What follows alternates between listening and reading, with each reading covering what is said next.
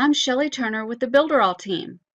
In this video, I'm going to show you how to access your stock pages and your stock emails that are available in Mailing Boss.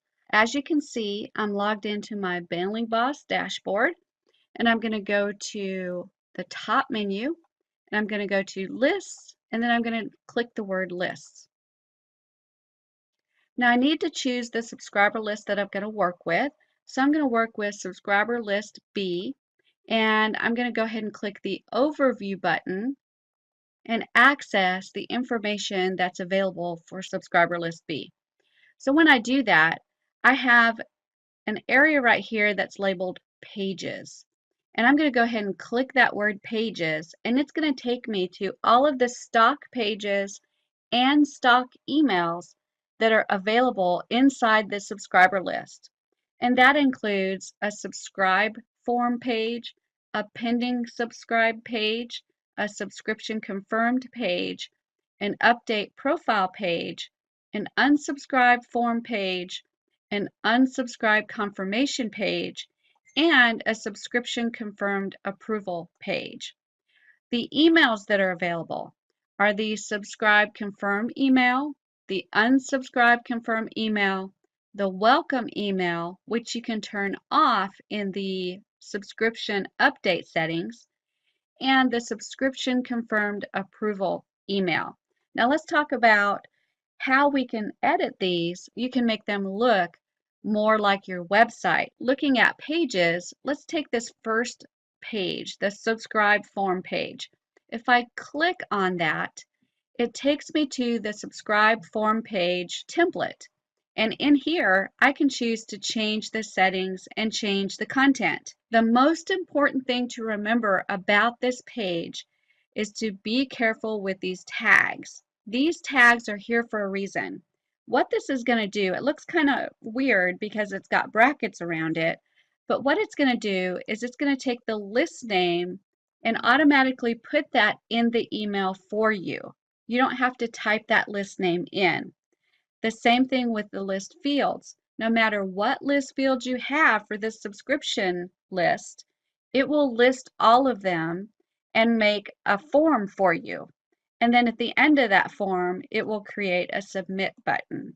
Okay, so those tags are really important. So you don't want to remove these, and you don't want to remove the brackets that are around them. If you click available tags, you'll see that these tags are available, and you could just choose those tags and then add them by clicking them, and it will put them into your page.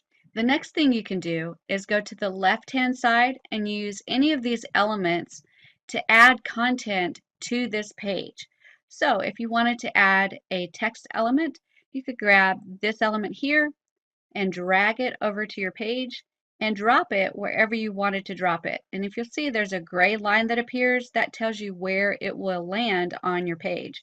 So I'm going to drop this element right here. You see that it added in, and now I can edit that element. I've got an editing toolbar on the right hand side, this long toolbar right here, and I've got an editing tool on the left hand side. So you can use either one of these to edit this text.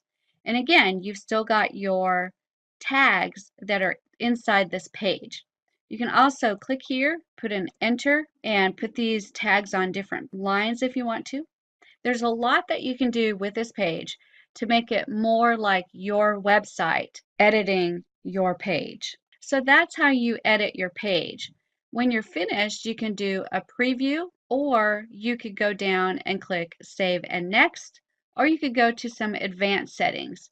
In the advanced settings, you can work with webhooks, and you can also work with custom assets. For now, we're just going to go Save and Next, and it's going to process, update that page, and add it to your standard pages. Now I'm going to go back to this link, and this time I'm going to look at the emails, and I'm going to click the first one, the subscribe confirm email. We're going to take a look at what that looks like for our customer. It looks really close to the same thing as the page does. So you're going to have this email here. You're going to come up with a subject for your email, and then you can edit however you want to edit with whatever content you want to put in there. Remember to be very careful of a couple things.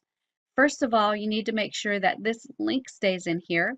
This is a clickable link that allows them to click to confirm their subscription. If you remove that, that link will be gone and they won't be able to click anything in the email to confirm. The next thing you need to pay attention to is the tags that are in here. Remember, the tags are always surrounded by those squared brackets, and you don't want to remove them because that will help fill out your email for you. You've also got a list of additional tags, and to add them in, all you do is click on them and it will add them into your email wherever you want them to appear. Once you get your email the way you want it and customized to match your website, you can go down to the bottom and choose Advanced Settings. When you're finished, just click Save and Next, and that takes you back to that email again. So that's how you access and edit your stock pages and your stock emails that are available for your subscriber list in Mailing Boss.